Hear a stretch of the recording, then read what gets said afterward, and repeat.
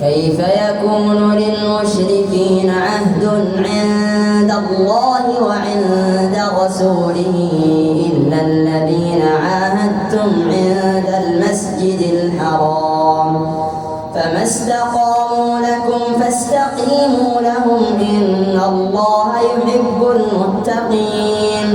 كيف وإن يظهروا عليكم لا يرقبوا فيكم إلا ولا ذمة يرضونكم بأفواههم وتأبى قلوبهم وأكثرهم فاسقون.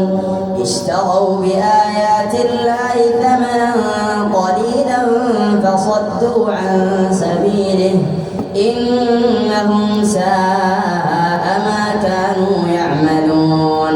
لا يرقبون في مؤمن إلا ولا ذمة وأولئك هم المعتدون. فإن تابوا وأقاموا الصلاة وآتوا الزكاة فإخوانكم في الدين ونفصل الآيات لقوم يعلمون. وإن نكثوا أيمانهم من بعد عهدهم وطعنوا في دينكم فقاتلوا أئمة الكفر إنهم لا أيمان لهم لعلهم ينتهون. ألا تقاتلون قوما نكثوا أيمانهم وهموا بإخراج الرسول وهم بدأوكم أول مرة أتخشونهم فالله أحق أن تخشوه إن كنتم مؤمنين. قاتلوهم يعذبهم الله بأيديكم ويخزهم وينصركم عليهم ويشف صدور قوم مؤمنين ويذهب غيظ قلوبهم ويتوب الله على من يشاء والله عليم حكيم.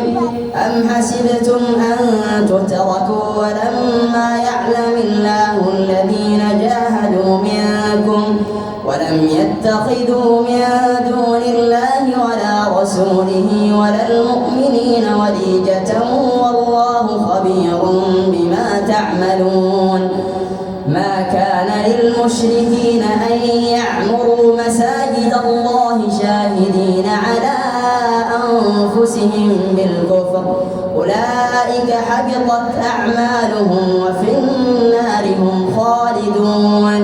إنما يعمر مساجد الله من آمن بالله واليوم الآخر وأقام الصلاة وآتى الزكاة ولم يخش إلا الله فعسى أولئك أن يكونوا من المهتدين.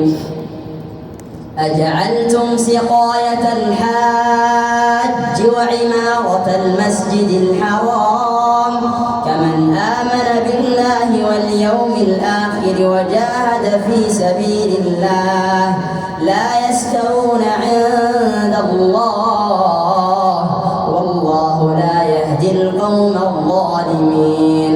الذين آمنوا وهاجروا وجاهدوا في سبيل الله بأموالهم وأنفسهم